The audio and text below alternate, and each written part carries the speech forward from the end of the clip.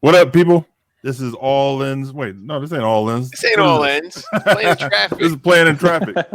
And I'm Lewis from All Ends. And we have a couple guests. Go ahead and mention who you are. Lou?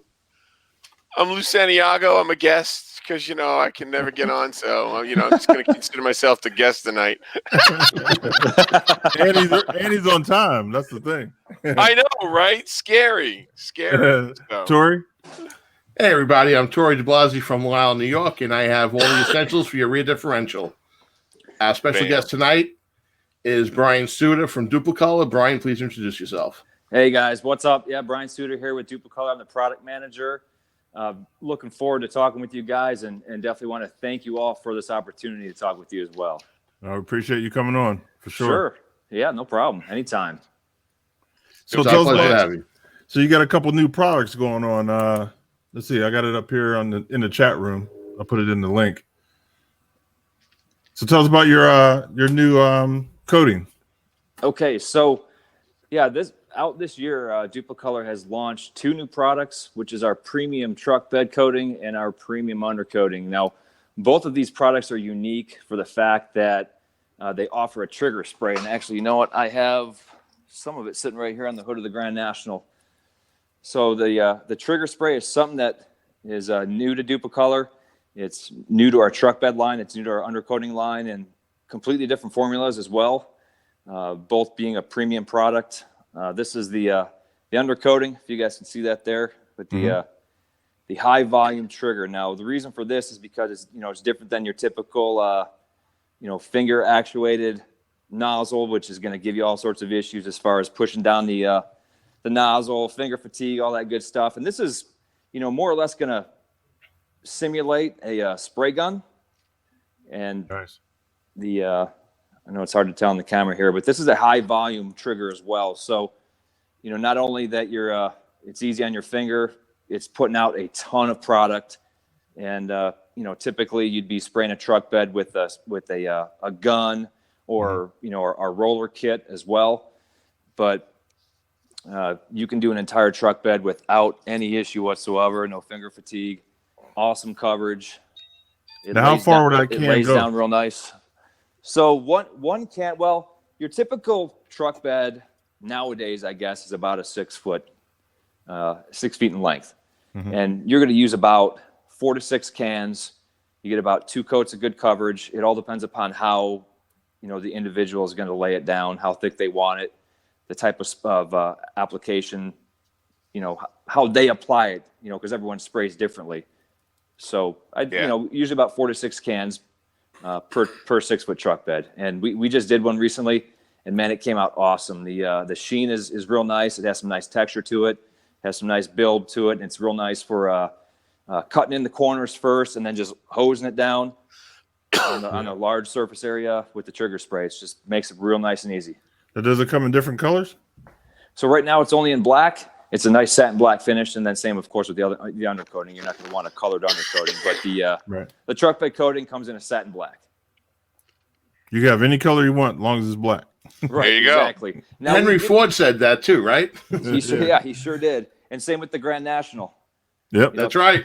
That's right. Hey, have you seen that film Black Air or Air Black? What is it? Yeah, Black I Air? have. Yep, I have. Long time ago, but I have seen it. Yeah, it's amazing. Amazing documentary, really.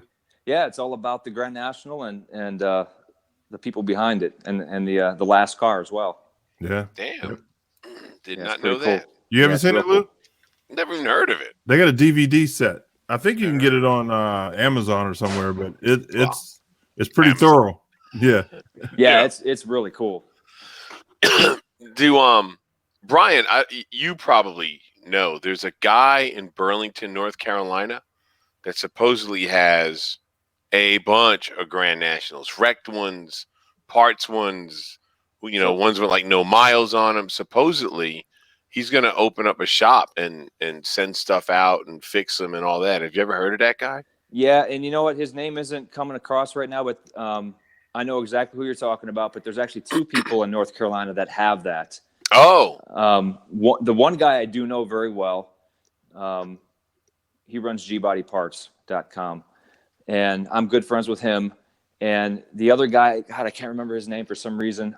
I want to say it's Richard, but I don't quote me on that. But well aware of what he has, as well as the other guy. But they're both in North Carolina. I don't know how far away they live. Burlington's about an hour. Burlington's about an hour from me. Oh, okay, you're in North Carolina. Yeah, I'm in North Carolina. I heard about the guy when I was up at the Buffalo show. Okay, 3 weeks ago. Right. And this guy started, he was telling me about it, and I had seen a YouTube video on this guy, and supposedly he's got a lot of stuff. Oh yeah, lots. It's ridiculous. Yeah, the cars are sitting out in the grass. Yeah, like he's got shipping containers full of all kinds of stuff. And a gold mine. What this guy was telling me is that this guy decided he's gonna open up a shop and work on nothing but Grand Nationals and sell Grand National parts and all that. Right. Yeah, that's cool. I mean, these cars are the next thing coming. They're a great they're a great platform. They accept a new LS engine. People love putting the small blocks in them. Anything. I mean, they're so versatile. They have very similar platforms as the A bodies did, but the A bodies are the purists love those cars, and those cars are worth the most when they're restored to originality. With the G body, you're not really going to hurt their value. In my opinion, you're only going to increase their value when you do stuff like that to them. Agreed. Mm-hmm. Yeah. See, like I like the 79 to 87 Malibus, and I actually had one. I had a 79. Right. And it was a Jersey car, and I could have fixed it, but I was like, I can find another one. And what happened down here was Concord Speedway created a class where you could run the G bodies. Right. There's none around here now. Oh, no really? Mumpties, no Cutlasses. I mean, there's none around here. Yeah. There's none around here. And then when they ran out, they created a class to run the square body cop cars, like the 88 cop cars that everybody had, the Impalas. The Impalas, Caprice. They're gone. Yeah. It's crazy. And then the F bodies probably too. The Camaros, second gen F bodies. People love those too. Yeah. And then you had they even created a 4-cylinder class where these, and I run into these guys, all the Fox bodies are gone around here. The only Fox bodies you see now that are like people who've moved from the Northeast down here. Wow. Because these guys were buying GTs, selling the engines and trannies and cutting the quarters off, taking the doors off, taking the nose off, so they could put it on their round track car. Right. Yeah. That's what happens to a lot of these cars. I mean, people love them for circle track. So speaking of your Malibu, right behind me is my 79. It's awesome. I have two of them. Actually. Oh my God! It's one of them, awesome. One of them is a factory 4-speed, so it's really rare. They're super rare. Yeah. That's awesome. I love those cars. Yeah, they're cool. They're just a good-looking car, and they're good drivers. Yeah, agree. That's what's cool about it. And they're G bodies. You can put anything on them. Right. Exactly. And the name's cool too. It's a G body. It sounds exactly good. Right. Exactly. It's awesome. So the truck bed liner. Like when a lot of times when I build cars, I'll either put like Line-X inside the passenger compartment before it gets paint. Right. Could we do that with the truck bed liner? Will it seal it up like that? Yeah, it'll seal it up. It's a high build coating, so it isn't for use. I mean, we market it as a truck bed coating, but I mean it has 1,000 different uses. You can use it for under the car, in a Jeep, inside the car, in the wheel wells, in the engine bay, whatever you want to use it for. I mean, It has, a nice look and texture. It's got a nice satin finish. You can use it on, brush guards, roll bars, any kind of truck or Jeep accessory. I mean, it's durable. It looks great. So it has some sound deadening properties then too. Yeah, it does. It does. Yeah. The undercoating more so, of course, but of course the truck bed coating will as well. And we have other truck bed coatings besides the new premium. We do have a clear. You guys were talking about color. Clear. So we do. Yeah, we do have a clear. So if you have a new truck and you want to lay down a nice protective coating, being a clear a clear truck bed coating, if you have a beat up truck bed, of course, that's going to show through. So it's really meant for, like a newer truck that has a fresh, coated with paint, OEM truck bed, put that down and give it some protection, and whatever color it is going to come through. That's awesome. Nice. What kind of prep do you need? Yeah, me too. What kind of prep is necessary before you lay the bed liner over the factory paint? So you're going to want to, of course, make sure it's clean. We offer a wax and grease remover. We have it in a prep wipe, a prep spray, in an aerosol is a prep spray. The prep wipe is like a towelette sealed in a package, soaked prep wipe. And then we also have the bulk in a quart. You just, pour some of it down, wipe it down with the clean rag, blow it out with air, let it dry. The clear, you don't want to scuff the truck bed because you're going to see those scratches come through. Right. It has plenty of adhesion to bite into that original OE finish. But, our black truck bed coating, you're going to go through the same exact process, but you're going to want to scuff it down with probably an 80 grit sandpaper, give it that extra bite. Yeah, You lay it down. Very cool. Now I know you don't have commercial like in a bulk. Are you going to be coming out with something for commercial use? So yeah, right now we don't have like a commercial grade. I guess we would call it a 2K system where you have your base and then you have your catalyst. Typical 2-component system that actually cures, which is an extremely durable coating, professional use. We do have a lacquer-based system, which is our paint shop line, and that is a ready-to-use quart system where you literally mix up pop the lid, mix it up with the stir stick, and strain it into a spray gun, and you're ready to go. So, there isn't any mixing or catalyst required. You're ready to go. It's excellent for motorcycles. I mean, we've done full paint jobs. Years ago, we did a 79 El Camino half and half paint job. Yeah, I've seen that. Yeah, we left half the car original and the other half we restored with all of our products. So that would be as close as we have as far as a bulk system goes. Mm-hmm. Now, of course, we're always dabbling with 2K products. I was talking to you earlier, Tori, about our Sherwin-Williams Automotive finishes. Now they have the 2K systems that's meant for the custom body or the custom shops, the body shops that fix vehicles, and we also have products for manufacturing.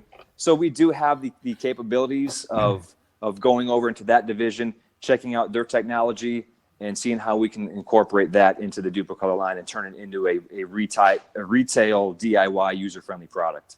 But that's what we always want Dupli-Color to be. We want it to be very user-friendly, where someone who has never painted ever, who's a novice and wants to get into the restoration market, buys herself an old car for $500, and they want to use our products, and they're easy to use, they work well, and that's what we tout, and we educate them through YouTube, through Instagram, with our how-to videos, through our website as well.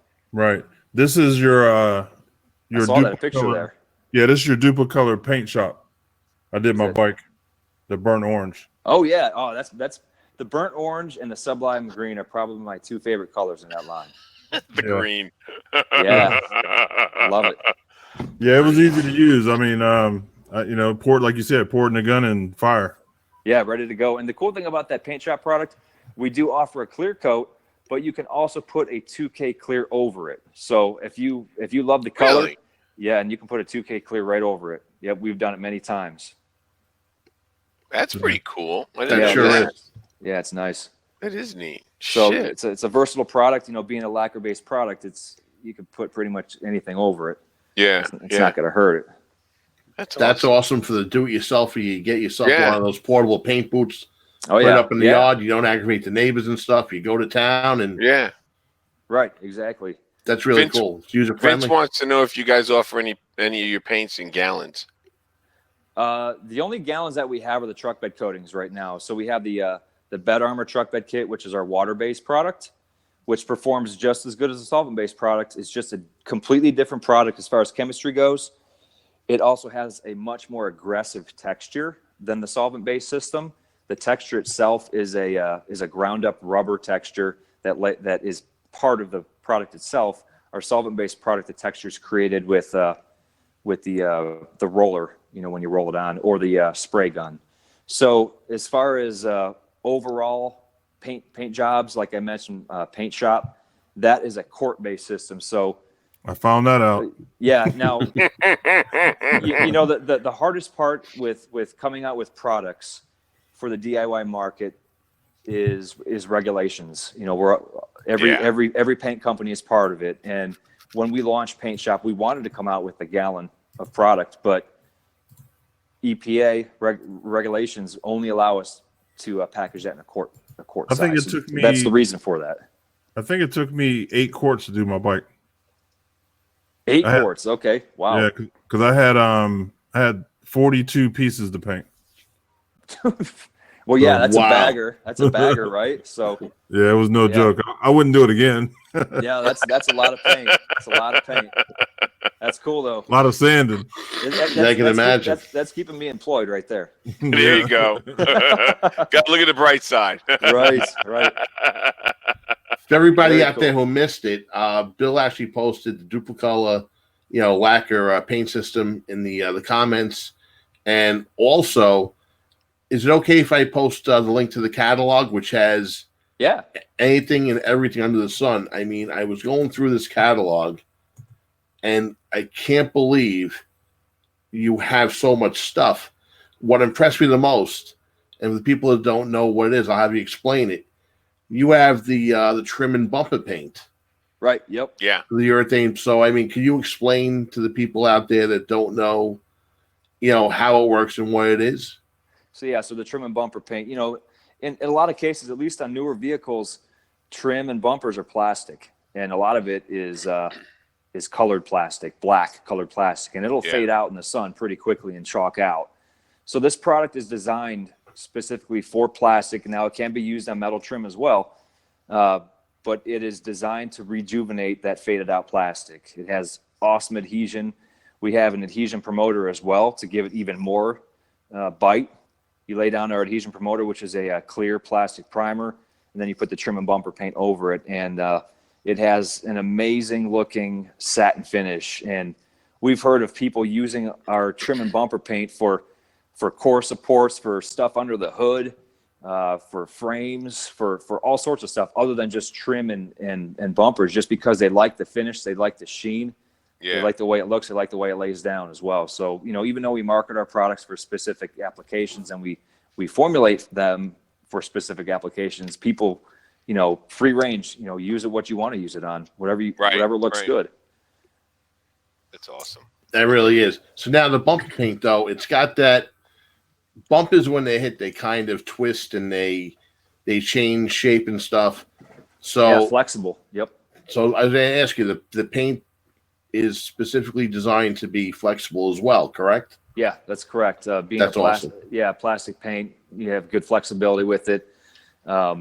You bump something, you hit something, it's not going to shatter like glass. I mean, it's going to and peel and right. It may scratch on you, because paint scratches, but it's not going to flake all over the place. It's going to stay put. Right, which is what you want. Yeah, exactly. No, for sure. You don't want it leaving after you paint it. Right. You don't want it leaving. You don't want to go right. away. Do not. I will tell you this. The school that I part-time teach at, the community college. Yeah. We actually we got a deal with the Sherman-Williams people. Ran over my cord here. Yeah, I don't know. I just know that our students get a break if you bring your ID in. If you bring your ID in, you get, I think it's 20% off all the paint stuff. Cool. Yeah, yeah, that's really cool. And we got 4 spray booths, so this guy's always painting stuff. Yeah. So they stop. Good. So they stop in the local Sherwin Automotive store and get a discount then, huh? It's the one that they go to, or the one that does it, is the one in Charlotte. So they got to go down. I don't know if there's one by us in Huntersville. Okay. I just don't know, but I know there's one down in Charlotte. That's the one that when the guys go to get it, that's where they have to go. Gotcha. Yeah, that's where they have to go. So it works pretty good. And I mean, we got a bunch of stuff there going. So people are always buying stuff. If we just get them to deliver to us, that'd be even better. Yeah. Hey, we got to get them using Dupli-Color in your shop class there, because we get these novice, these young users using products and put it in their hands, and then they'll start using it in the future and they'll recommend it to other people. So, like anything, it's important to start them young, using products that they can trust. Well, and believe it or not, Casey is the guy that I work with. He's the full-time teacher, and what he's done is he's actually like House of Colors. Oh, They'll come in, and they'll have their reps show up, and they'll bring somebody, and then they'll show them all the different stuff, and they'll paint with different stuff. And it's for all the students, all the auto body students, and even my guys, which are technically restoration. And then we've had Sherman Williams come in and do that. We've had a couple of people come in and do that. I think he's even had PPG come in and do it. Cool. So it's really, Casey isn't one of those guys where he's brand loyal to one person. He believes that if you're going to get into it, you need to know, or at least have a really good idea of how all the systems work. Yeah, right. So I agree with that. Yeah, so that's what I mean. So if you ever want to do that, or if you're ever in the area, man, just let me know, and we can get it set up. It's not a problem, because we could probably look into. Yeah, I mean, because we've had other people come in. As a matter of fact, there's the hell was her name? 2 weeks ago, I can't remember the lady's name, but she has like a paint supply company. Okay. You know what I mean? But she does, booth maintenance. She sells paper. She sells the bigger stuff. She has access to paint, but from what I noticed, her deal is like selling abrasives and all that. Right. You know? Uh-huh. And she actually came in and she donated booth coating to one of the booths. So we cleaned the whole booth out. We scuffed down the walls, and her and Casey went in there and painted all the walls white, replaced all the lights. And then she had a bunch of vendors come in. We had Sada there, and as a matter of fact, Flea was there. Yeah. Flea was there. So we had a bunch of people come in. Really? And we had a bunch of people, probably 10 vendors. Every selling sanding blocks, whatever, just selling that kind of stuff. And all the students came in, and it was from 6 to 10 in the evening. They intentionally came in the evening so people could come in from the surrounding shops and all that. And Casey, this lady reached out to Casey, and they got it all set up. Yeah, I mean, he does stuff like that all the time. It works, right? Because we got to do it in the evening because they invite the shops outside the school. Mm-hmm. So and it helps because you might have a shop foreman in there and he's looking for guys, right? And we've right there's the captive audience because the students are there too. So it works. What do you teach there? I do a class called Restoration, and it's the best kept secret in the state. It's probably the best kept secret in the country. $250 gets you 16 weeks. You bring your project in, you supply your hand tools and whatever parts you need. Okay. And we show you how to build your project. Oh wow, that's pretty cool. That's $250. You can't beat that. You can't beat it. And if you show up at least 3 times a week, your car stays inside. We have four spray booths, and say you want to do your Malibu, and you strip it all down. They show you how to do the body work on it. They make sure the body work is right because they always check it and say it's ready for paint. Well, you're not comfortable. Now you're not comfortable priming it, right? Right. So they'll show you how to mask it off. We show you how to do all that. Now I'm no painter, but I know I know the process. Right. So we'll go in and we'll show you how to do it. You get it in the booth, get it all blown off. If you're not comfortable priming it or painting it, Casey will take you into the mixing room, show you how to mix it, and then as long as you mix it, he'll paint it or prime it for you. You keep him in paint or primer, he'll shoot it for you. You just got to be in the booth with him, and when he needs paint or primer, you go mix it for him and come back, and he'll shoot it for you. Yeah, that's cool. Yeah, I got guys doing chassis work. I mean, we hired 2 semesters ago. One of the guys, Ronnie, and his son Heath, they work there part-time. Well, Ronnie just got a full-time gig there, but his son Heath works there now. Me and Heath do the bulk of the big fabricating because he works at a race car shop. So he works there, and we're just you want to weld a panel in. We weld it in. You want to narrow a rear end? I bring in my fixture. We narrow it up. I mean, it's whatever we got to do. It's the best kept secret in the state for $250. Cool. No, you can't beat that at all. It's like free storage for your car. Oh no, and it gets crazier than that.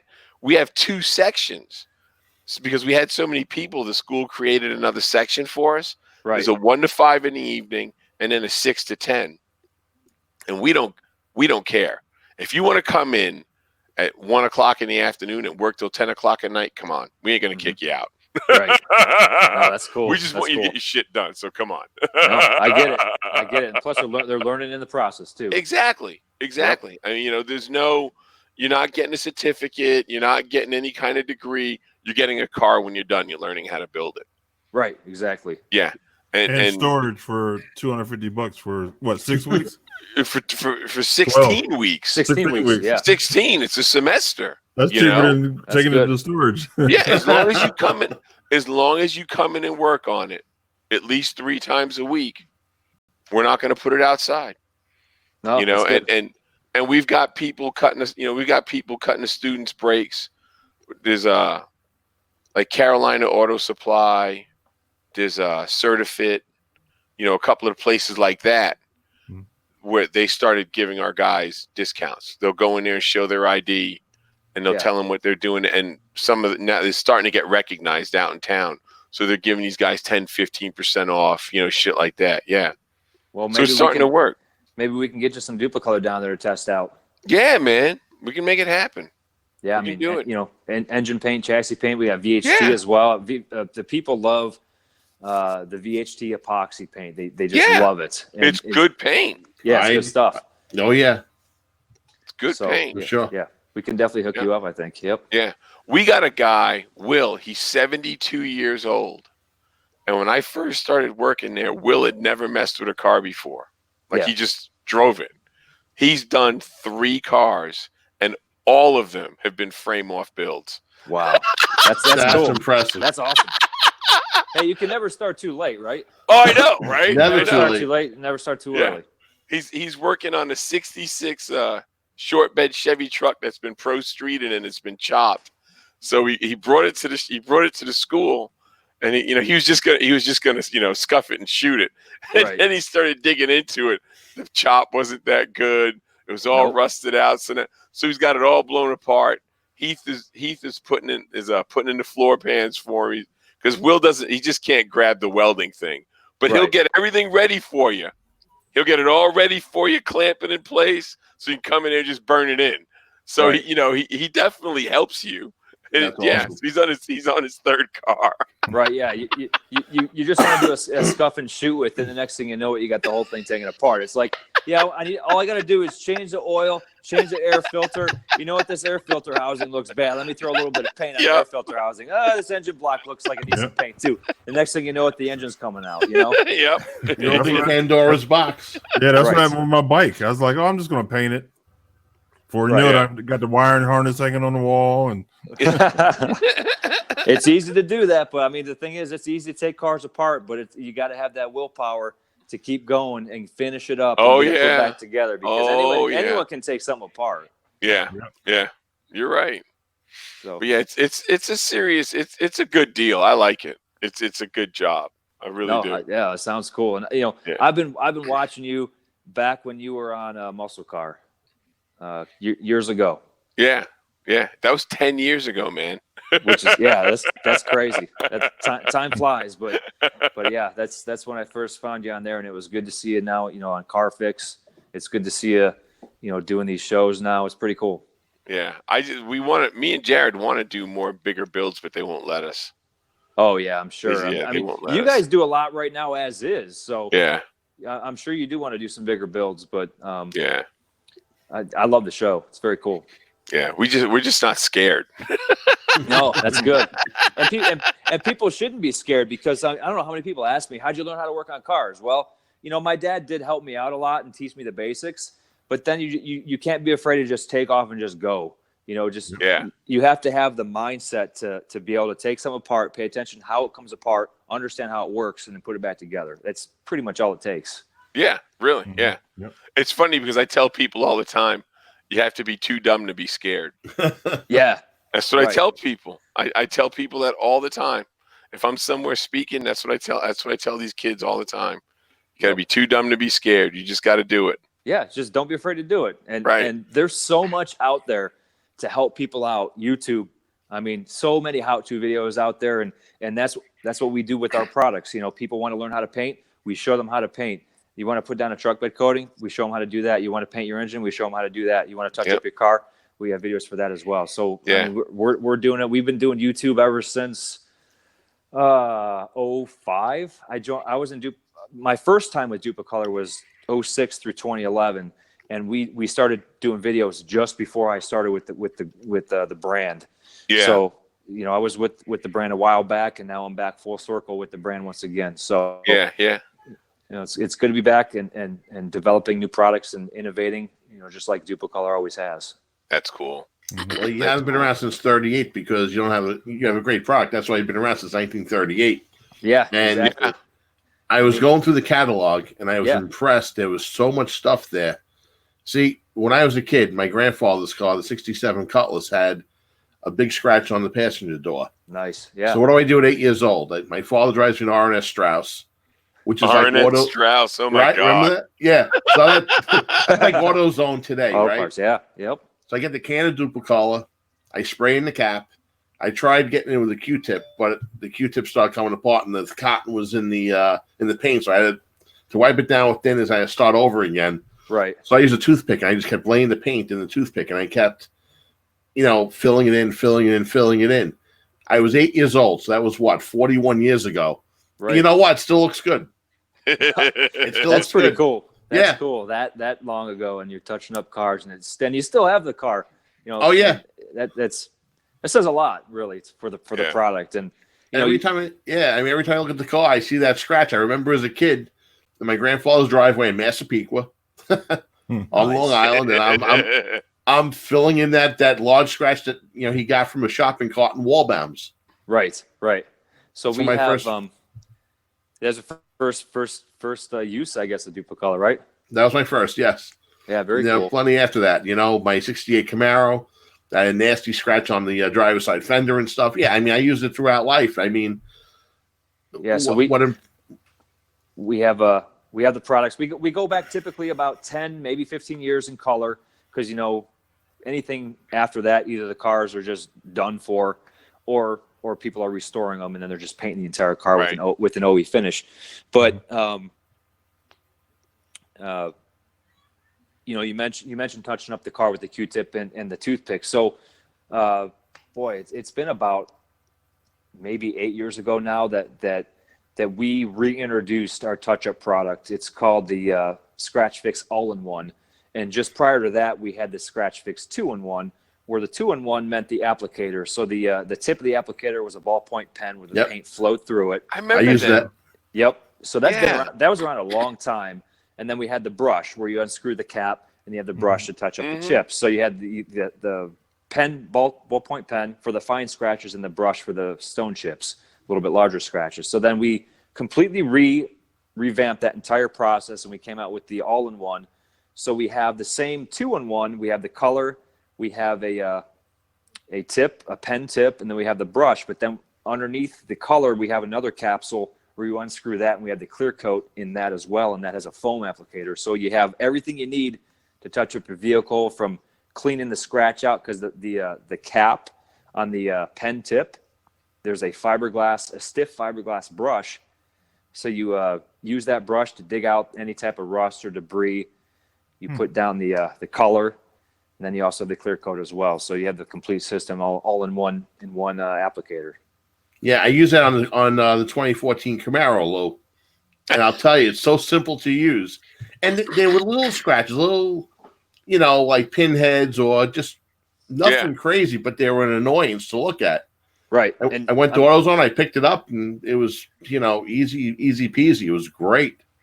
And some people don't realize that if you let a chip go, and you live in a climate like the Rust Belt, like I do, that chip is going to turn into rust if you don't take care of it. Yeah. You want to put paint over it, you want to put clear coat over it so it seals it up and doesn't let the elements get into it, and then you start getting blistering and rusting going on, and then you end up with a bigger problem. Yeah, Exactly. Yeah. But even your restoration stuff, though, for all the people that are out there that don't know about it, the GM cars in the 60s, Lou, right? You had spatter paint. I remember that. Dupli-Color has that. I didn't know that. Yeah, inside the trunks. Yeah, it's awesome. Yeah, we have a I want to say, wow, why am I drawing a blank right now? I know we have 2, maybe 3 different colors of that spatter paint. Right. And you know, black and aqua, white and aqua. Yeah. Gray and black. And gray and black. Yep, those are the 3. And didn't you mix it with water? Wasn't it water you mixed it with? No, I've only used it once. It's in an aerosol can. Okay. Because I remember one time I did a trunk of a car, and we had to, and I mixed it with water. It said mix it with water, but it came in a pint can, so it wasn't yours. Oh yeah, it was something else then. Yeah, it was something. Yeah, there are other manufacturers that make that stuff, but we actually have a product that simulates that look out of a spray can, which is crazy because you have black plus aqua and white in one can. And then you have the white speckles and the gray. Yeah. Depending on the year of the car, like 68 was black and aqua, and I used the GM paint at the time. And I didn't realize this. I washed the car, and I got a little bit of water from the spoiler hole, and the paint started to run. I'm like, oh my God. It was coming off. It was a water-based paint. I had to use a clear to seal it.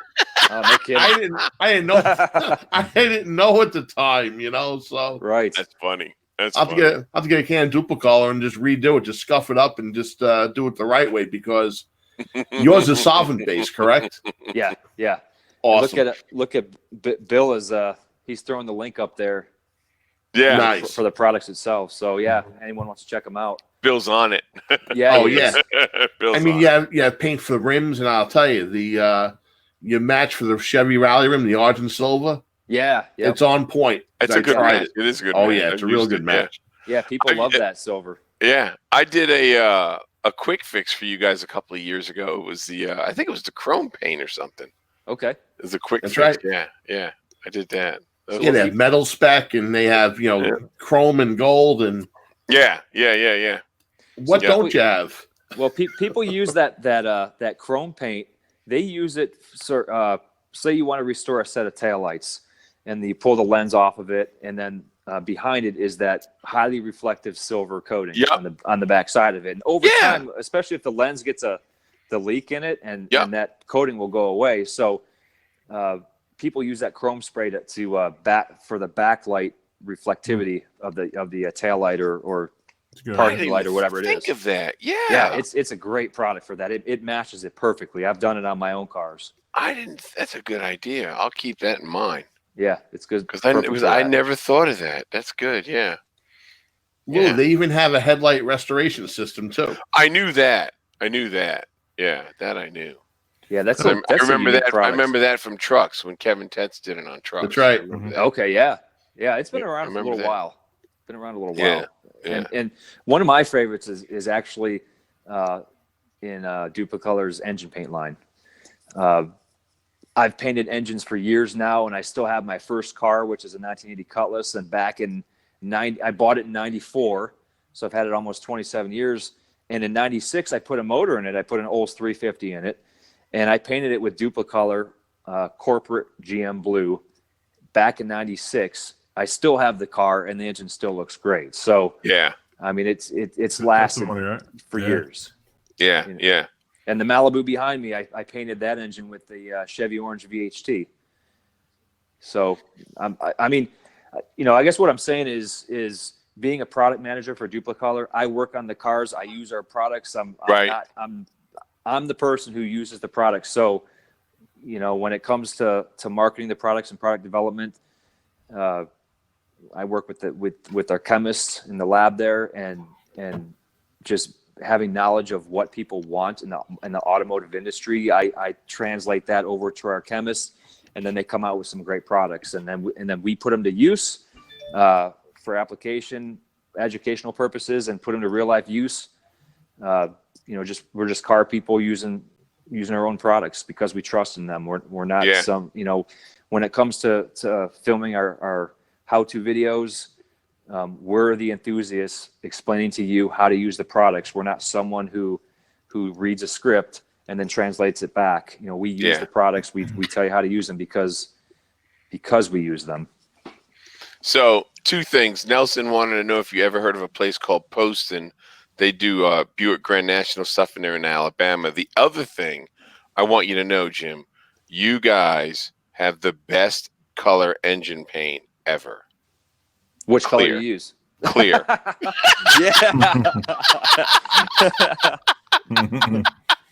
Clear makes anything look good. When I was building engines all the time, I painted them all clear. You just a bare block, just painted it clear. Perfect. Yep, spraying it clear. A little bit of surface rust looks good. Yeah. Hey, it's got that patina, right? You sealing that patina. That was before patina was cool. That was probably 30 years ago. I started that was before rust was cool. Yeah. Right. Now people try and duplicate that.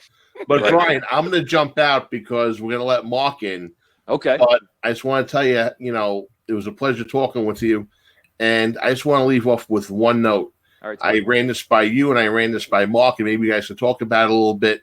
Suede paint for the top of the dash for your 60s GM, Chevelles, Camaros. Yeah. So being that he was a chemist before, maybe I twist your arm into maybe developing something in the product line. I mean, you have caliper paint and everything else, but That'd probably go over good. oh yeah, and I can test it for you too. Yeah. Wow. I'm just saying. So we need someone to test it, and Yeah. you mentioned it's for dashboards, but I'm sure you can find plenty of other uses for it too. oh, I'm sure it's a zero. Yeah. It's a zero God, gloss yes. textured paint, and it's Yeah. if you need a sample of it, I'll pick up at MacArthur Airport and I'll bring you to the house. I'm trying to make it as easy as possible. Let's do that. Let's do that. We'll have some get some good food too.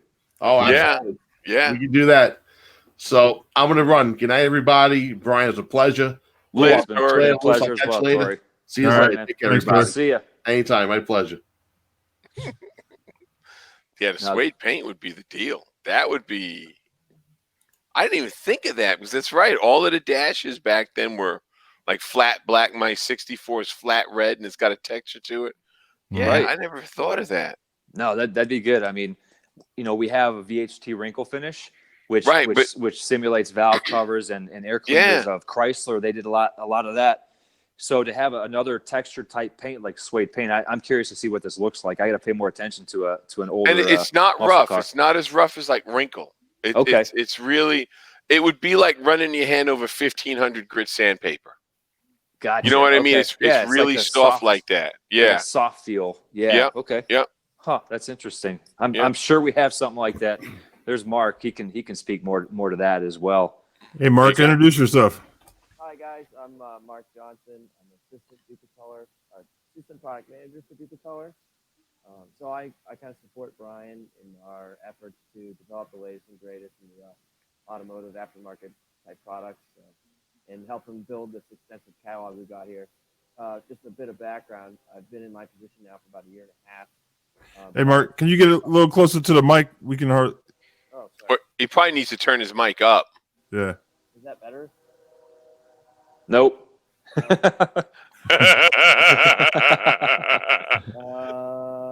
You sound muffled a bit.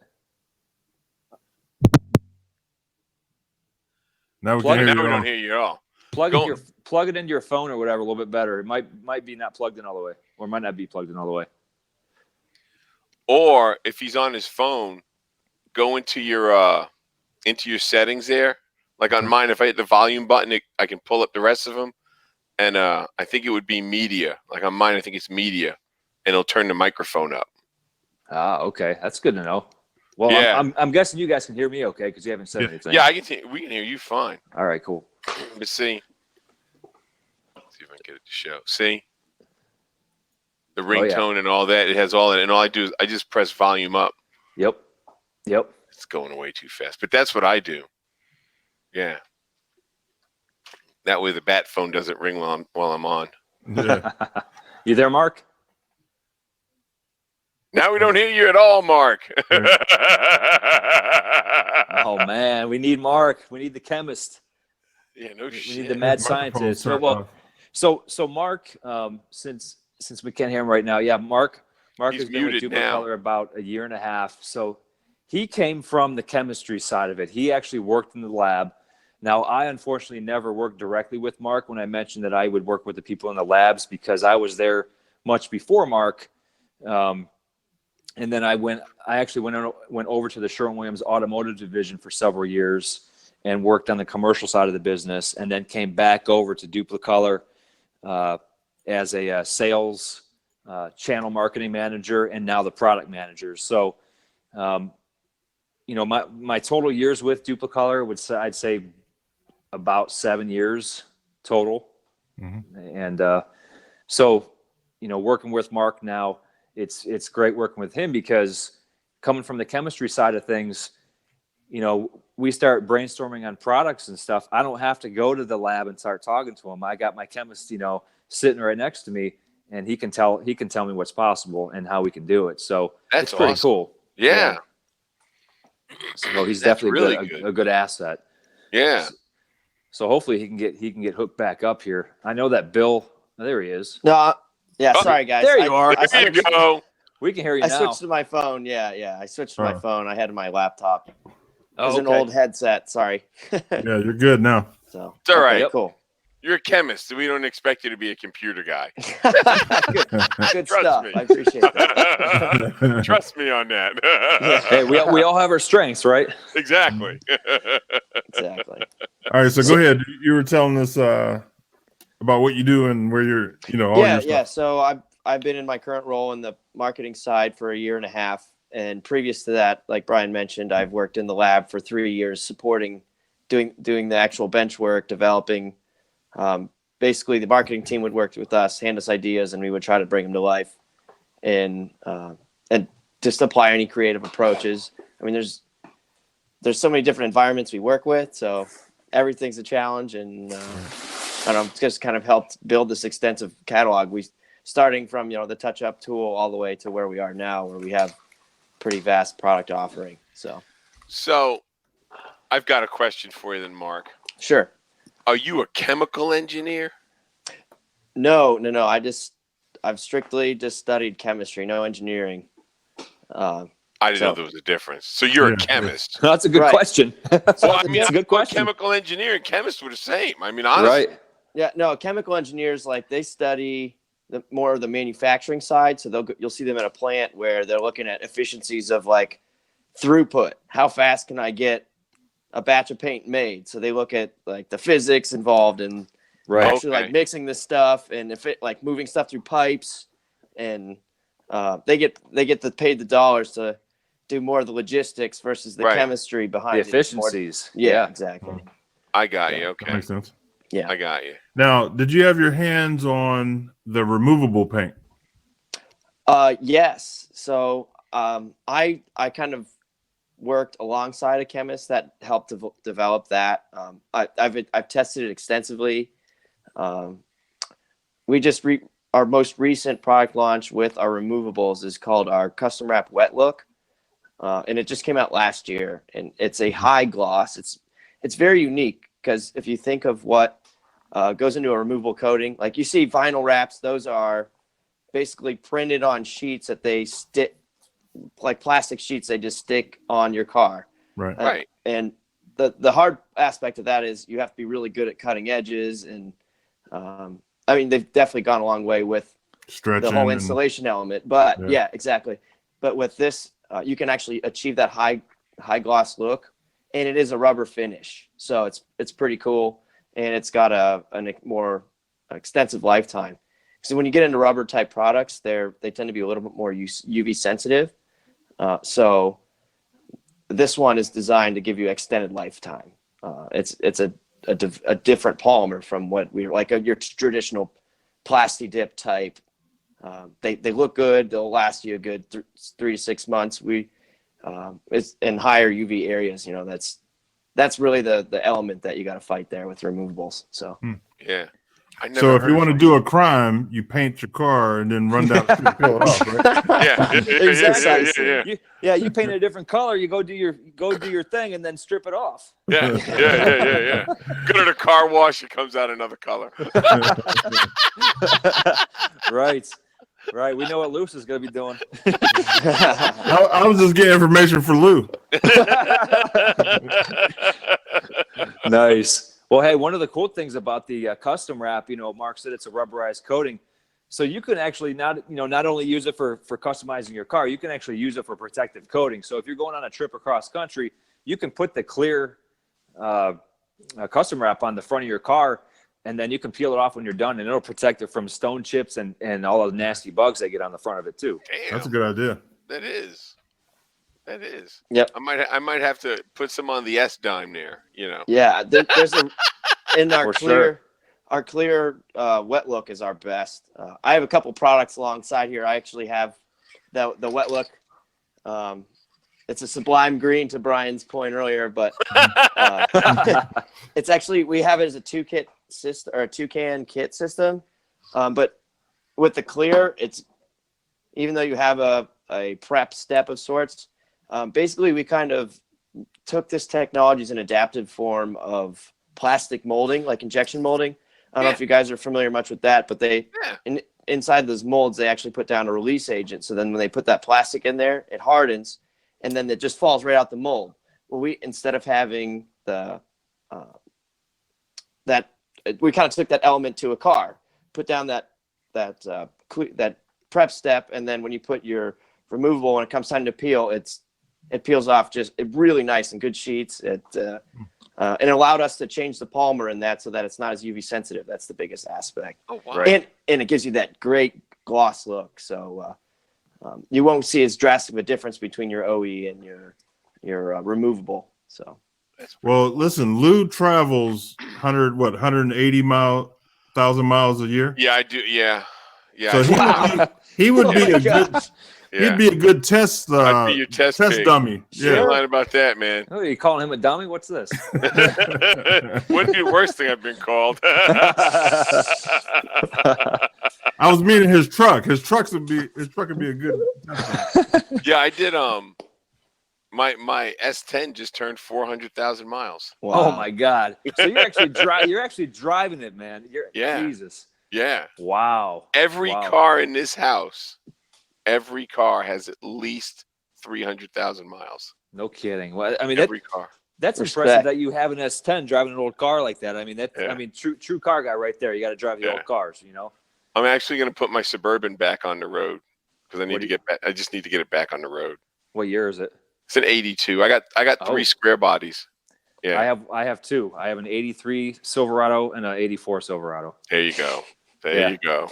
Yeah. Gotta love a square. Love them. Love them. Yeah. Gotta love a square, man.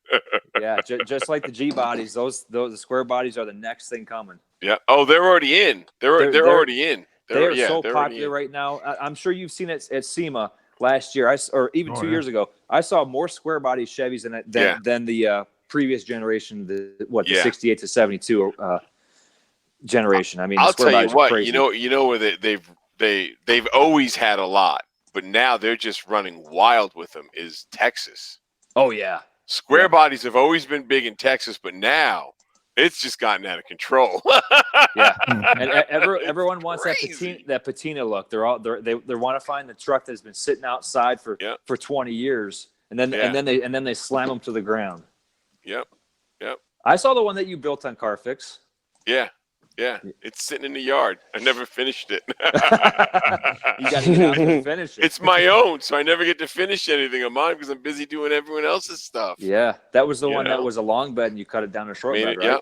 Yep. Now, I did another one of those. I did another one of those up at a show in Alden, New York by Buffalo. Yeah. I took a long bed up there and cut it in half during the show. We did it in a day. No kidding. Yeah, did it in a day. The next thing I'm going to look at is the 89 to 98s.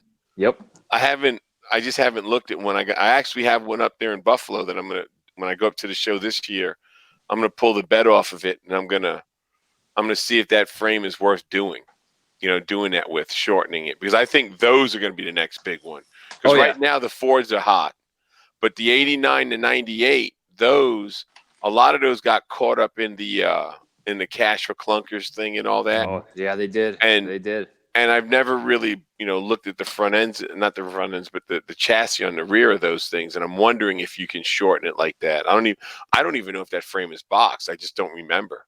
So there's one up there that a friend of mine has. It's all rusted out. I don't think they are. I don't think they are either. But a friend of mine's got one up there and it's all rusted out, and he was going to junk it. I was like, dude, hold off till the summer so I can look at it. We'll pull the bed off. I just want to see if it's doable. I'm sure it is, but Mark did a truck bed in a 94 SS 454 down there in at Brenton. So he used our truck bed coating on it and a bunch of other products, our vinyl and fabric spray on the interior. Awesome. Yeah, Mark, what else did you use on it? It looked awesome. Yeah, we completely redid the inside. It was that typical GM red.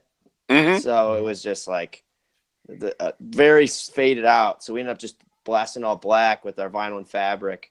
We hit the center console and the whole front console, the doors, and just it went from dead red to pretty sweet contrast there with the black and red. Yeah, yeah. And the truck.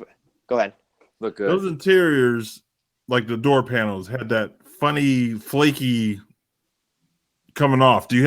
How do you prep that? Do you have to sand it down and before you paint it? Yeah, you want to get it down to you don't want to scrub, like Brian mentioned earlier, you don't want to scuff the vinyl surfaces just because the coating's really thin, but it covers it really well. So you don't want to show those scratches, but it definitely helps to wipe it down as best you can, just so you're working with a level, even surface. Right. So Lewis, what you were saying, are you talking about the panels when that fall apart from the sun? Yeah. Yeah. To get that like flaky texture. Come apart. Yeah, they come apart. I mean, something like that. Like to Mark's point, you have a nice, good plastic panel. You don't want to scuff it up a whole lot because those scratches will be embedded in the plastic and show through. But on a case where you have a much older vehicle, like the G bodies are so typical for the plastics just to be trashed from the sun and they literally fall apart. Yeah. Right. So what happens is that the top surface is what falls apart unless they're extremely exposed where they literally have holes in them. Mm-hmm. But in most cases, you can take some sandpaper and knock that looseness off and get it back down to a smooth surface, and then you can coat over top of that. Oh, wow. But if the plastic gets to the point where it has holes in it and stuff, and it depends upon how badly degraded the plastic is. Right. You guys need to come up with a kit, like a 2-part kit, where you can fix the dashboards. You know, the dashboards, they always crack and everything. Yep. God, if you can make something that can fill the cracks, and then yeah. I mean, it would be probably more like a flexible plastic bumper repair kit. You would use something like that, similar technology, because the dashboard gets so hot in the summer and so cold in wintertime, and have all that flexibility. Even in an old car where you don't drive it in the snow, but say it sits in storage for the wintertime and it's not a heated storage, it still gets hot and cold. So you need a flexible epoxy, so to speak, that fixes those cracks and can expand and contract. Yeah. With the temperature. And even John says, and the grain. Oh yeah, because he's right. Because he's right. Exactly. Because you start sanding on a dashboard and fixing cracks, you're going to have parts of it that still has the original grain, and you're going to lose that. You're going to lose that grain. As well. So you got to be careful with that too. Man, if there was a way you could make that, you'd make a mint, man. How many dashboards you see all the time that are all cracked and right? Yeah, exactly. God. Yeah, like every car from the 70s and 80s. Mm-hmm. So yeah, for sure. I mean, so you got the dashboard repair kit, and then Tori wants the dashboard suede paint. So we'll get it all covered. Yeah, I'm telling you, you'll be rocking. Right, you'll be rocking. So I saw Tori in the comments mention our rocker guard. Mm-hmm. Mark, you want to talk about the rocker guard? So yeah, the rocker guard is a product that we came up with. A lot of guys would ask, well, can I just use the truck bed? I'm like, well, let's just come up with something meant for the rockers tend to be metal, but oftentimes they're covered in plastic. So we kind of built the ground effects. Yeah, exactly. So we wanted to have something that was versatile for both.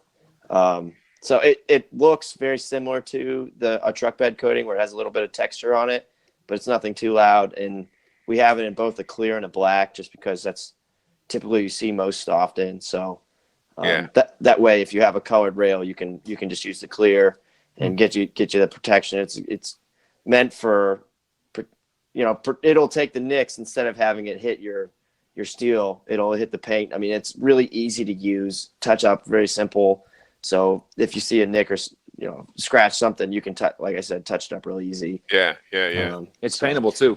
It's paintable as well. All I right. was just gonna say, I got a friend of mine who, when he's painting between coats, or when it gets where he puts it down, and then he paints his next coat over it. Right. Yep. That's what he does. Yeah. Well, because a lot of cars from the 70s and 80s, they actually put a factory rocker guard on it, and had that textured coating on the bottom. So if you're restoring a car and want to give it that factory appearance, you can put that rocker guard down and paint over it and get that that exact OE look. Yeah. And Vince said that you're ignoring the big rig market. The big rig market. Hey, Vince, give us some ideas. What do big rigs need? We have a fleet coating, Brian. The high build fleet coating. But we do have that. Yeah, that's pretty much as far as we've gone now. Well, the big thing with the big trucks is they get sandblasted. Yeah. You know what I mean? Like every couple of years, I know guys that just replace their windshields because they're just sandblasted. Miles and miles. Miles of they just take a beating. That removable paint would probably be good on the hood of a semi. I tell you what, that'd be a good test right there. I think so. The miles driven. I think so. That those trucks get, man. Yeah. Spray some of that on there and see how it holds up. Yeah, because it's no big deal for them to get 100,000 miles a year. No, you know what I mean? That's just a walk in the park for them. Yep, exactly. Yeah. That'd be something. And if you want to see rigs, go to the Mid-America Truck Show. Oh, yeah. That's where it's in Louisville where they have the Nationals. Okay. It's I think it's this weekend. You better start driving. No, I gotta go to a show in Atlanta this weekend. What's going on there? My friend Bruce, he has a show at the Atlanta Motor Speedway, a car show, and it's just a bunch of he has all kinds of cars, and then he started doing he has kid events and all kinds of stuff. Yeah. Okay. So I told him I'd be there for that. I've been doing it with him for the last few years. It's this weekend. It's the 26th through the 28th. Oh, cool. Yeah, we just missed. I thought that was I'm seeing it was in March. Maybe I could be wrong. Yeah, it was March. Yeah, it is April. Tom, I'm on the road so much I don't know. Last week I was in Tampa. I went to eat dinner and all that, and I'm just I was helping Cecil next door, and next thing I know, I go back to the room, and Tori calls me at 11 o'clock. Hey, what happened? What are you talking about? I'm like, totally lost track of what day it was. Oh, man. Totally lost track, man. That's funny. That's funny. Like I had no idea. So speaking of car shows, have any of you ever done the Hot Rod Power Tour? We did the last 3 stops last year. Okay.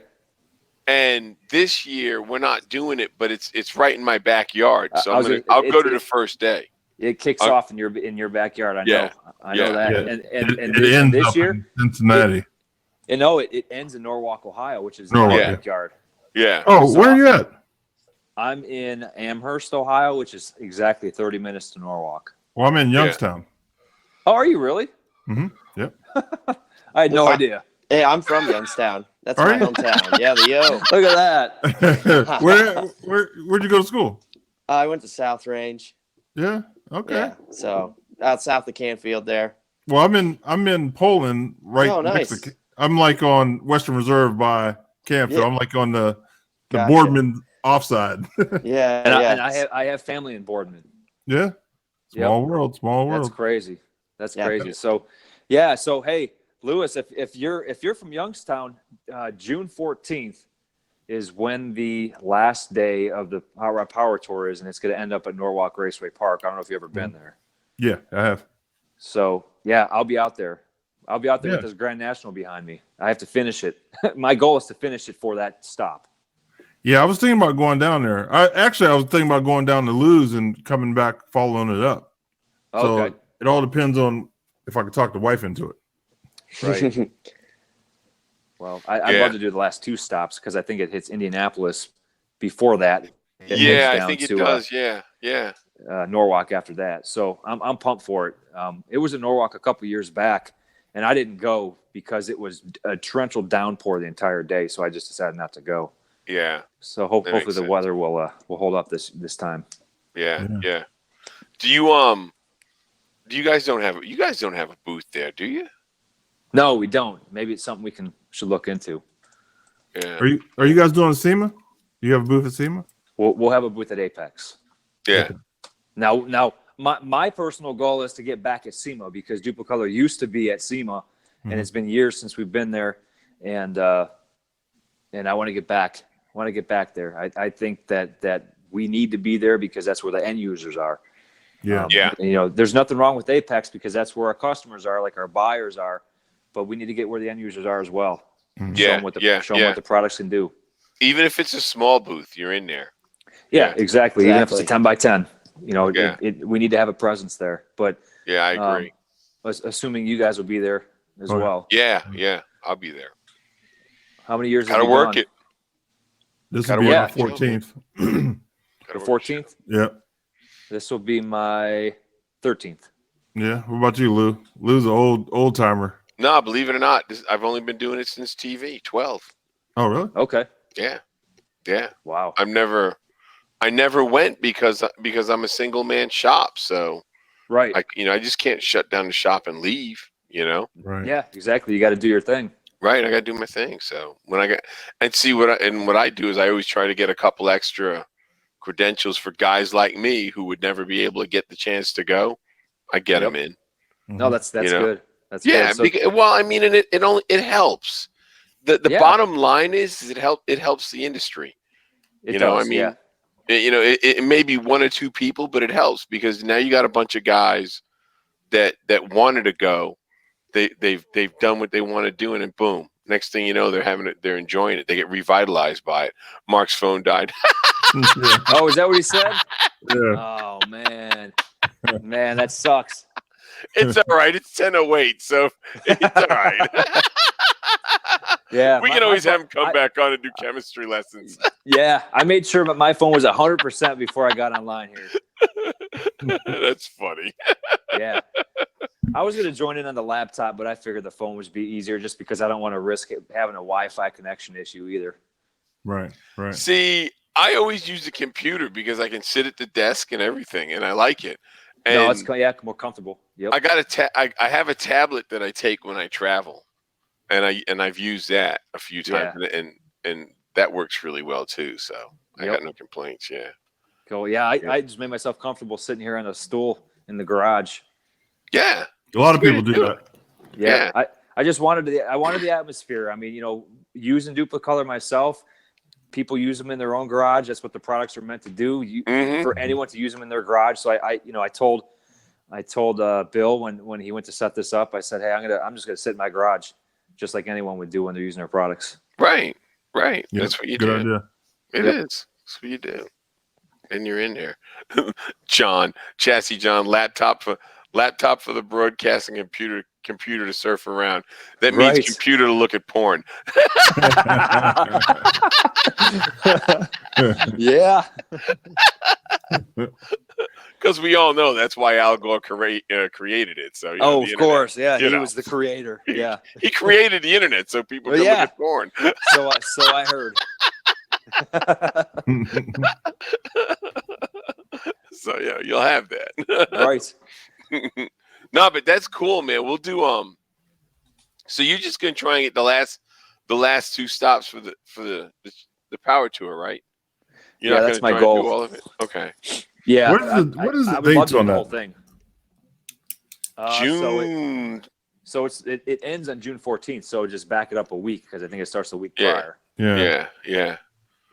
There he is. He's back. Did you plug your phone in, Mark? Now we can't hear him. He's not. He hasn't said nothing yet. He's frozen I in think time. He froze. Yeah. Oh man. No way. His lip moved. I think I got. Is that good? Yeah. We got it. So where are you guys based out of? Where's your office? So we're based out of Cleveland, Ohio. Okay, so you go to Cleveland every. Yep. So okay. So you being from Youngstown, and I'm sure you've been in Cleveland many times. If you know that the big LeBron banner that doesn't, it's not there anymore. Right. So that is our building that banner is on. Oh yeah. Okay. So that's the headquarters. Oh, okay. Good. Damn, Yeah. we were right there. What, Yeah. last year? Last year we were up there playing Right around. there, yeah. Yep. We're right smack in the middle of the city, right next to the casino, right across the street from the basketball arena. So it's a happening place. It's pretty cool to actually work in the city and be down there in the environment. And, Right. So now it's fun. my son works at Key Bank right across. Oh yeah, right across Public Square. Yep. I know that building exactly. Yep. Nice. That's Man, it's a cool. small world. Yeah, it is. Very cool. We got to do lunch sometime. Oh yeah, next time I'm up that way, I'll believe me. I like to eat, so we'll get together. Gotta eat. Well, hey, you have our phone number, so just shoot us a text or something. Let us know in advance when you're going to be in town. Okay. And we'll get together. Yeah, I got a couple questions about my paint on my bike too, so I'm going to email you or I'll give you a call sometime this week. Yeah, no problem. But yeah, man. So you're going to be at Apex.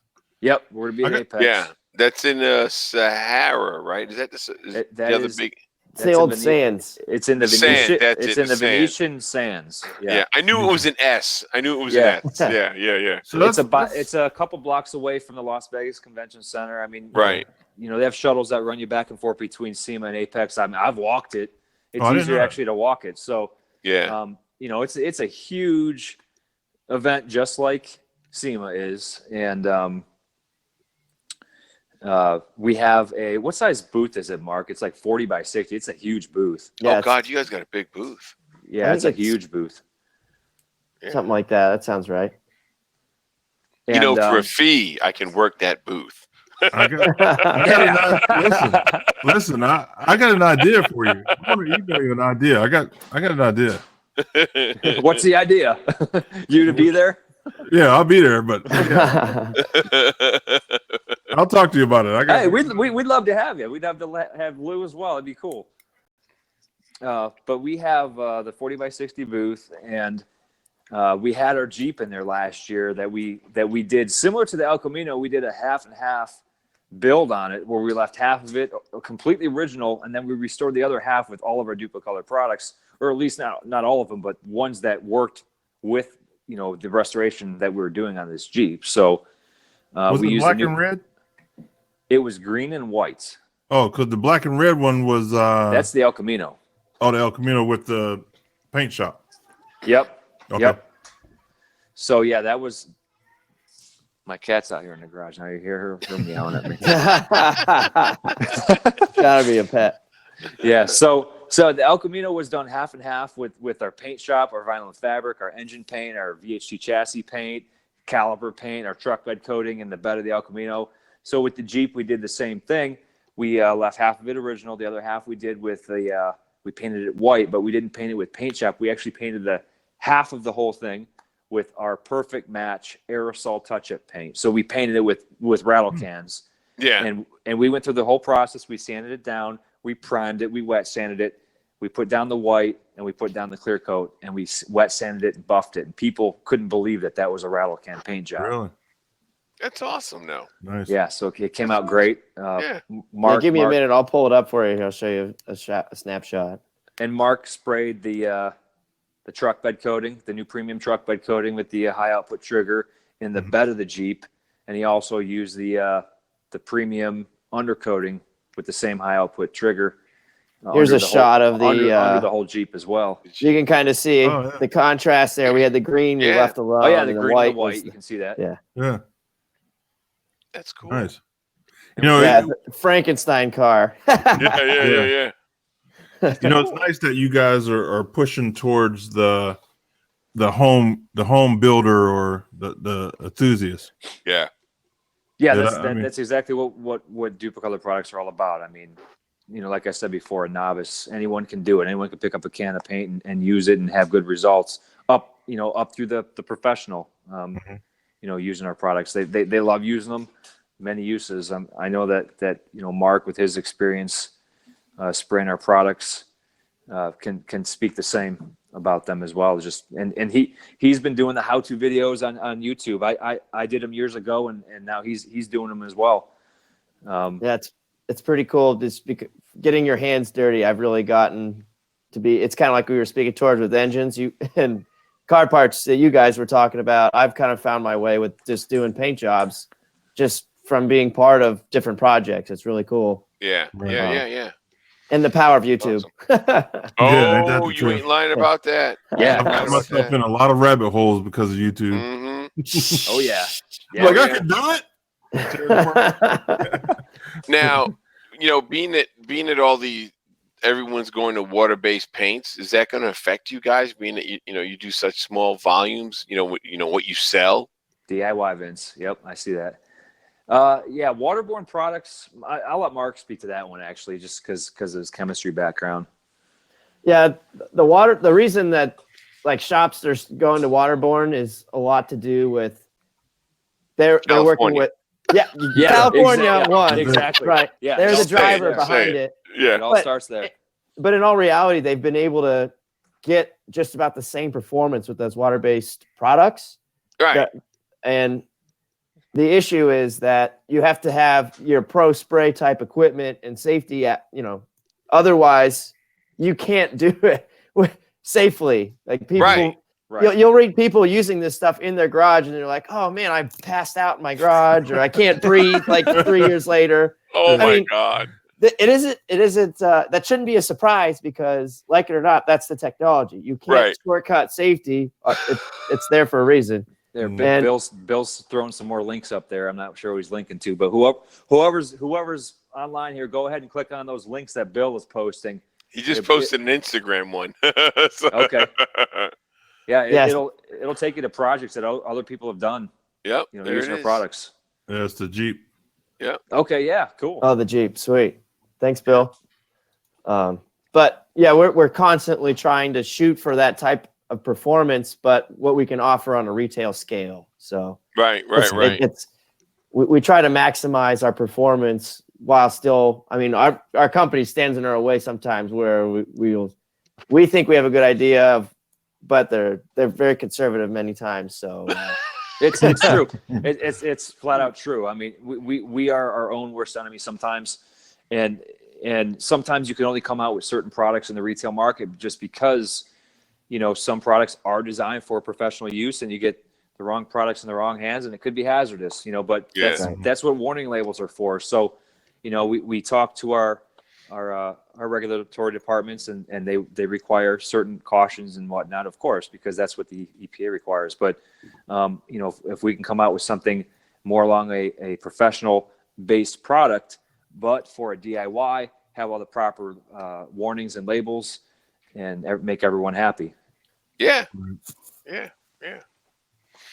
said a guy passes out. I know, right? That's Jesus. Always hurdles. My wife found me in the trunk. I just didn't know if they were coming after you guys. You know what I mean? Because how California is. They get a wild hair and they just start going crazy. Yeah. And we have to stay compliant and right. It's part of our job, being product managers, to make sure that the products are always compliant. They're always going to work, no matter what the situation is. If they tell us that we have to take solvents out of a certain product and we have to reformulate it, we have to make sure it continues to perform the way it always has. Right. So the end user cannot tell the difference. So other than launching new products and being innovative, we have to maintain what we have as well. Yeah. Do you guys have like etching primer and weld through primer and all that? We have etching primer. Mark, do we have weld through primer? I'm not sure if we have weld through. I think we do. I'm fairly certain. Let me double check.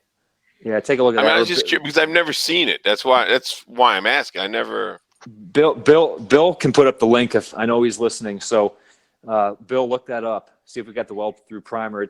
Since I'm back on the brand recently, I have to kind of refamiliarize myself with all the whole portfolio of products that we have. But I know for a fact we have etching primer. Yeah, I mean, I figured the etching primer because of all the paint stuff. But I mean, weld through primer, I just didn't know. Right. Yeah, that's a pretty specific product. Yeah. I'm pretty sure we have it though. We have our industrial partners have it. I know that for sure. But yeah, I know they do. Yeah, at least under the Sherwin-Williams portfolio, we definitely have it. Dupli-Color, you know, if hey, you know, if there's a demand out there coming from people like you, you know, we're open to any type of product suggestions as well. Yeah, because I mean, I use it all the time.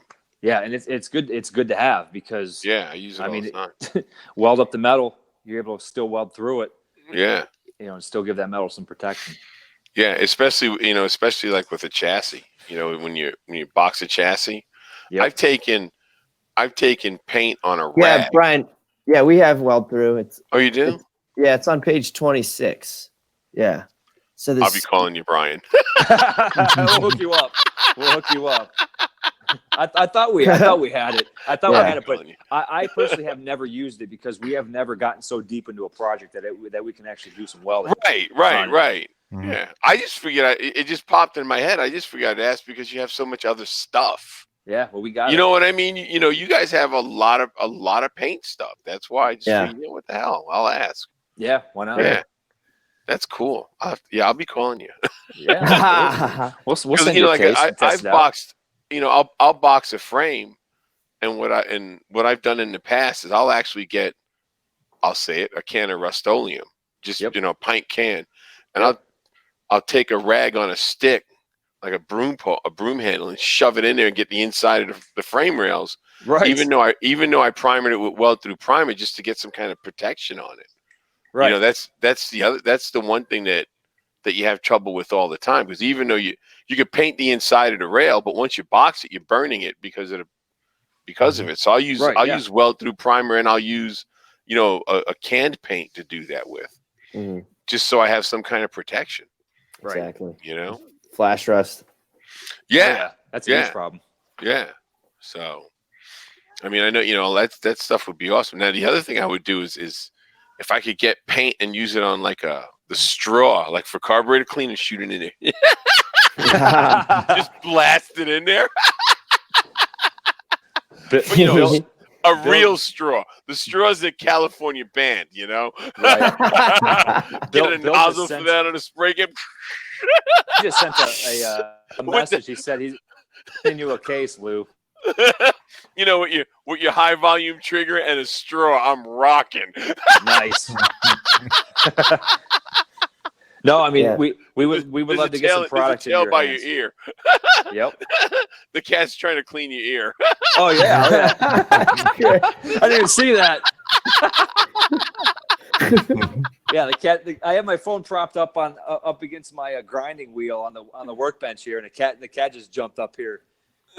She's walking all over my computer. Only in the G-Body garage.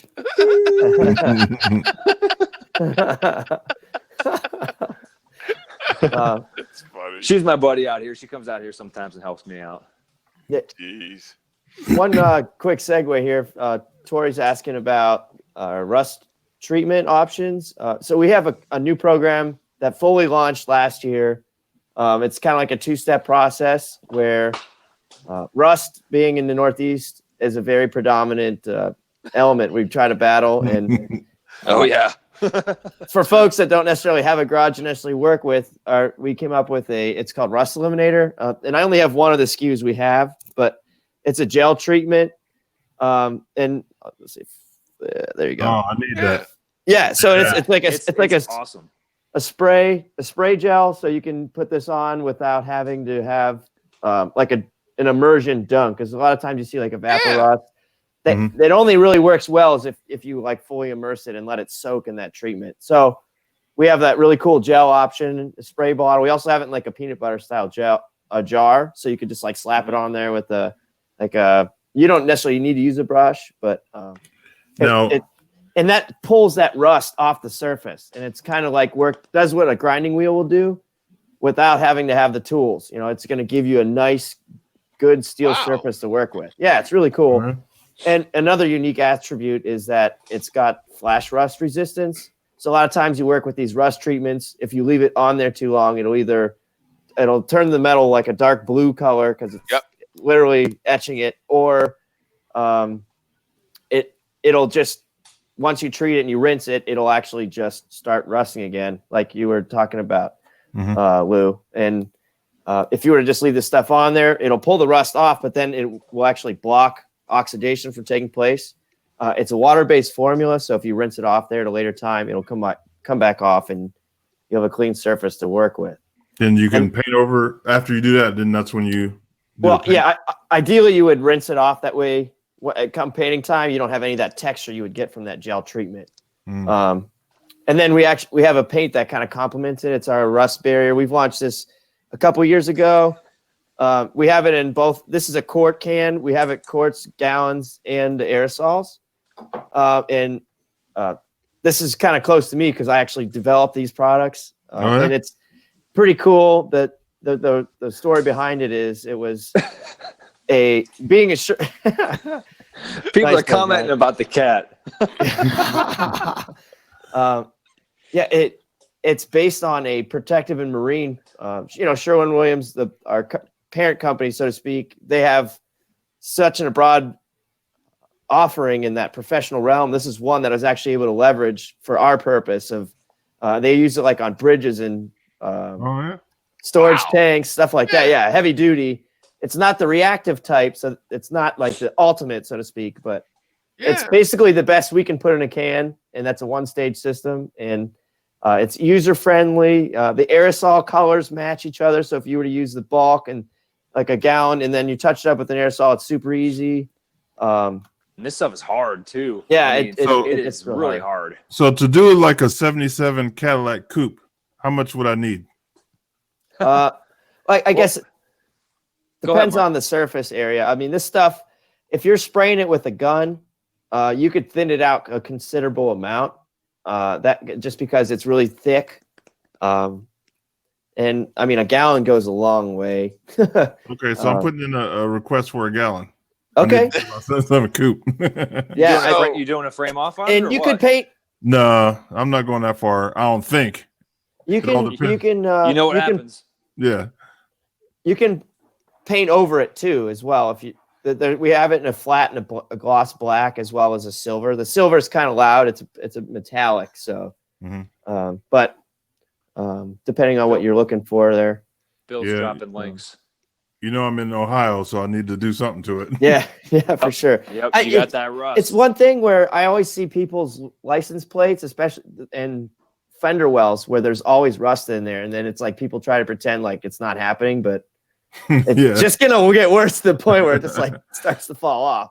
So listen, I got a 2000 Grand Am, and I'm at the gas station. I go to open the gas lid, and it ended up in my hand. Oh, so now I'm rolling with just the gas cap. It's open guy. Nice. Yeah, but the non-aerosol, the spray stuff, the rust, can I just spray some on a rag and like wipe sheet metal with it, so I don't have to put a lot on it? For the rust preventative, the eliminator. The first one you showed in it, the non-aerosol one. Yeah, so we have the gel. The gel. So the gel. The way it works is it's kind of like think of it as like an exchange. So you have like this gel surface you put on there, and basically this gel saturates that rust and then actually pulls it into the solution, right? And then you rinse it off, clean metal, right? Depending on how oxidized your surface is, you might have to do it 1 or 2 times. It doesn't take an extremely long time. I mean, say a job would take an hour at most. And it's this isn't your navel jelly stuff where it's like that's very aggressive treatment. Right. So this is meant to be, you could actually use it with your hands. It's not going to harm you.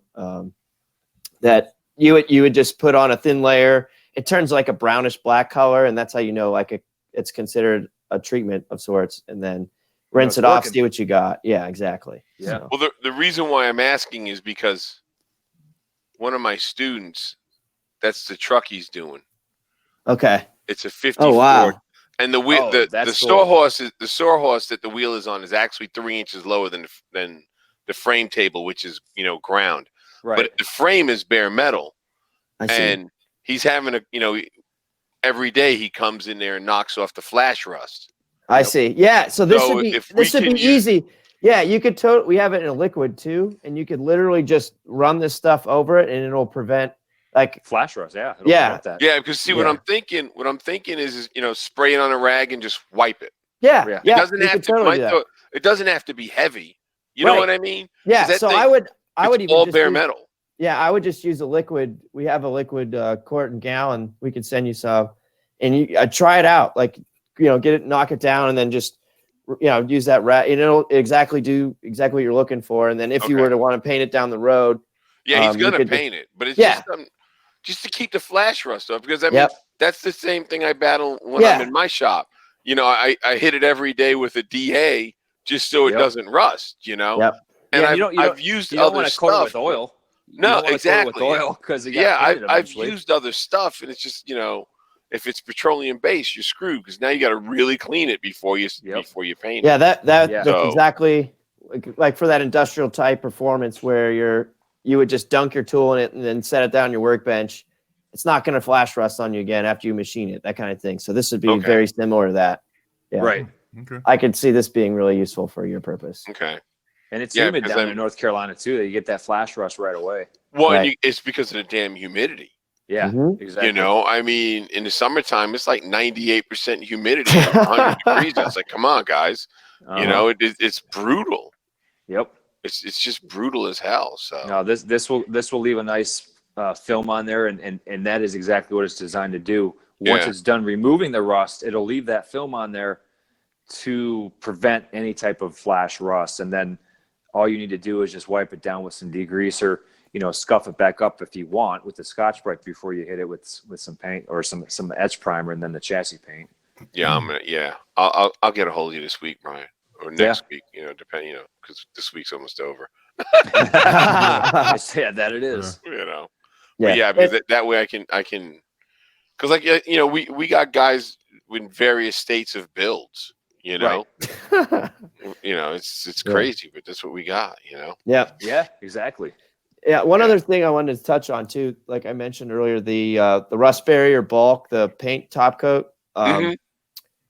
Like I said, the quarts and gallons, it's very viscous. So I've seen comments. I mean, I've kind of pretty limited feedback, but one guy wrote on Amazon, it's pretty funny. He's like, yeah, this stuff went on like melted crayons. It's like I said, it's a very viscous product. So if you were to brush it on, it will keep the brush texture. But if you thin it out, I mean, you can adjust it to your liking.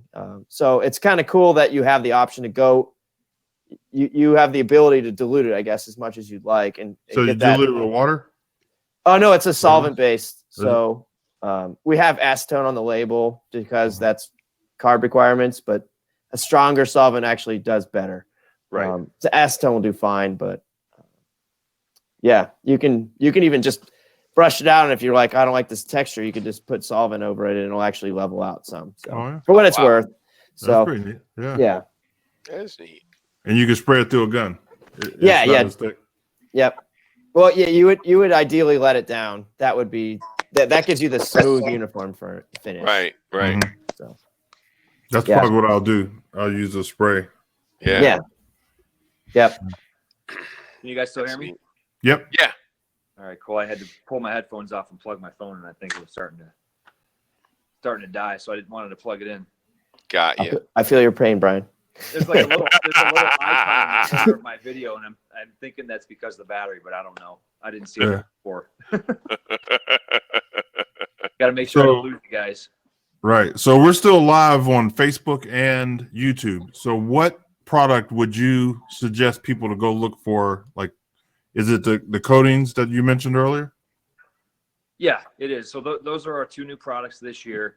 So you can order it through O'Reilly or Napa Auto Parts. It's the premium truck bed coating, the premium undercoating. You know them by the high output trigger spray. Let me grab that can once again. Mhm. I don't know if you have a can with you, Mark, but this is the one right here. So it has the unique trigger spray on it.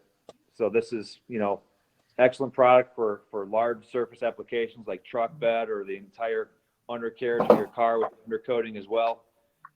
Mark and I have both used it, and I have a couple cans here in the garage that I'm going to put to use myself. So, like I said, using our own products in our own vehicles. It's huge. That's what we do. Most definitely. It's huge. Yeah, I'll be getting a hold of you guys. I gotta. No, I'm serious. I'm a big fan of putting bed liner inside the cab of a vehicle, and then put the sound deadening over it. Yep. I'm a huge fan of that, man. Yeah. It just works good because it gets in all the seams because it's and it seals everything because it's a rubberized coating. Yeah. Yep. That's what I like about it. So Bill just posted a link. Looks like to Amazon. I'm guessing where you can purchase it. Mm-hmm. So it's Amazon. They sell everything. Right. It's Amazon. Well, Lou will be up here for the Hot Rod Super Nats in. Sweet. Am I? Hill Valley, baby. I didn't know that was happening. Where's that, Youngstown? Is that in Youngstown or Youngstown? That's the Yo. Yeah. That's literally right down the street from my parents' place. Yeah. I'll be driving up. It's the first week of July. I think it's July 7th. That weekend. Okay. So I'll be up. maybe we can get him up here early, a couple days early, and maybe we can come up and take a tour of your place, or see what you guys got going on. Check out the Dupli-Color garage. Yeah. Don't do that. If you'll have us, I'm just inviting myself. Look. Oh, we just crash. No, it's all good. It's all good. I know a guy. It's good to know people. Yeah. So I'll set up something with you guys. Maybe we come up and check out check you out. No, that works for me. Fun. Works for me. Fun as hell. Well, guys, it is 10:37, and I'm way past coffee time. So it is time for me to get my damn coffee. Coffee before you go to bed? What are you talking about? Yeah, I'll be up for at least another 3-4 hours. Oh my God. Not me. I usually go to bed. I'll go to bed between 1 and 2 and wake up 6, 7. I've been doing it forever. I've always been like that. You sleep when you're dead, right? Exactly. My motto. Even in the military, I was like that. I don't know why. I'm just like that. Right. I'll drink coffee before I go to bed. It doesn't bother me. It just that's what I say as well. And I tell you what, the week of SEMA, I'm lucky to get like 4 hours that entire week. And you know what? That's when it does. Well, see, and here's the crazy thing. I'll drive from here to SEMA. Are you serious? I've been doing it forever. That's a cool drive. I've never done it, but I can imagine. That's Oh, a cool dude! drive. If you want to do it, come down here, get in a car, and we'll ride.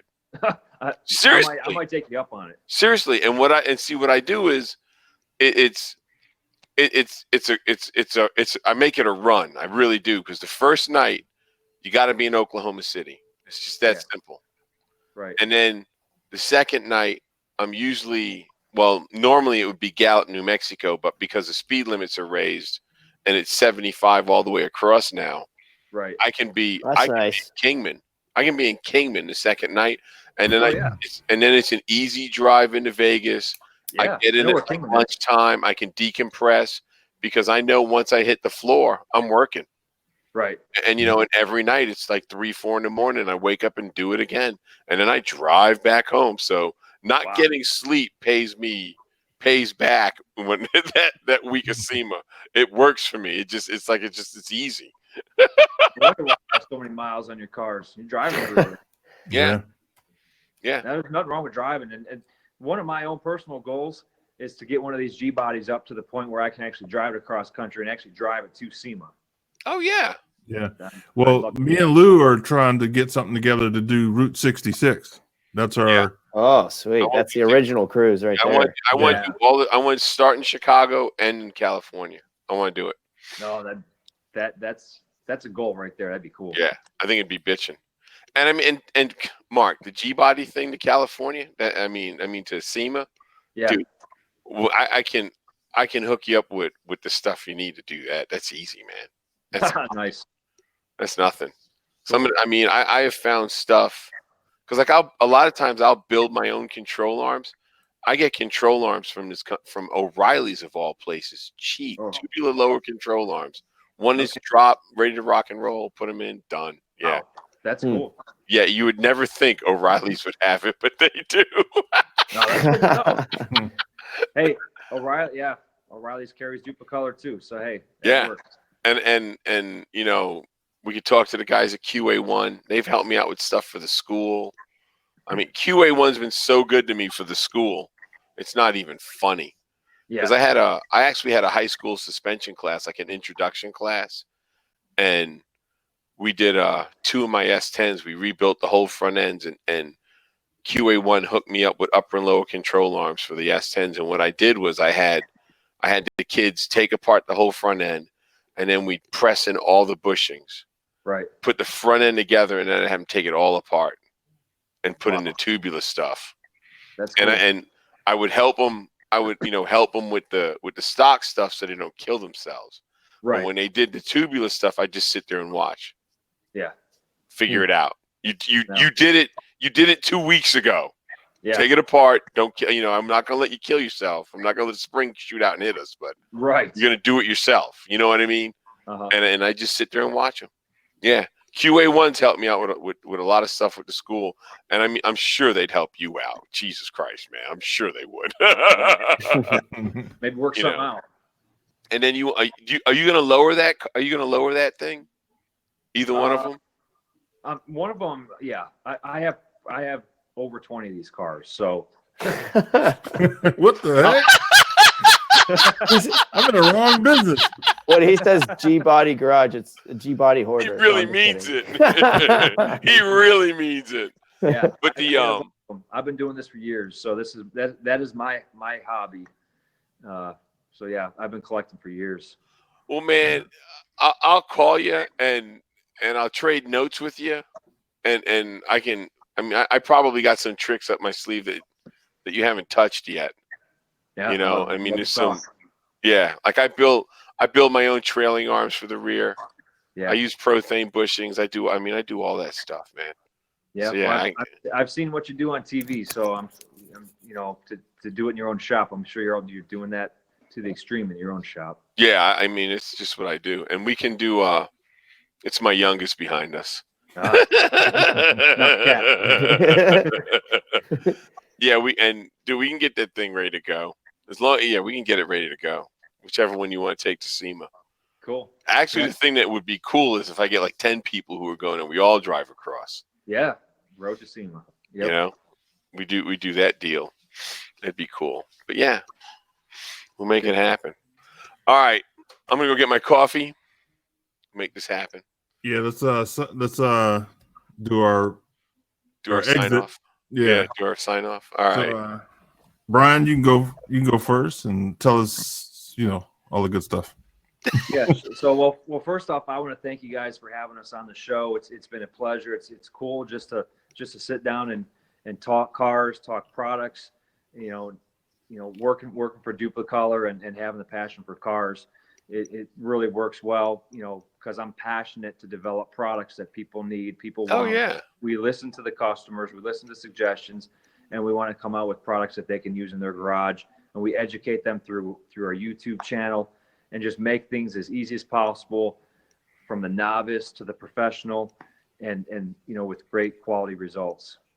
Cool. I want to thank you guys once again for having. Hey, we appreciate you coming. Oh, no problem. No problem at I all. appreciate the time, guys. Mark, your turn. All right. Well, I'll keep it short and sweet. We like to think. I don't have the awesome experience of the nuts and bolts so much, but when it comes to paint, we like to think Dupli-Color's got the job covered. We like to stand by our motto of, yes, you can in your garage. And I like to think of myself as a good example of with just trying it. You'd be surprised what you can do. It's pretty cool. Very cool. Well, I'm Lou Santiago, and I'm the third guest tonight. On time. See you guys next week. And I'm Louis Lee from All Ins Magazine, and we appreciate everybody in the chat room, and we appreciate everybody live on Facebook and YouTube. So if anybody wants to check us out at planandtraffic.com, sign up so you can get updates on who's coming on the show and where we're going to be. And if you want to feed me and Lou somewhere, get on the list. Not a problem. All right, guys. Appreciate it. All right. Thank you, guys. Appreciate it. All right. Have a good night. All right. You too. Take it All right. easy.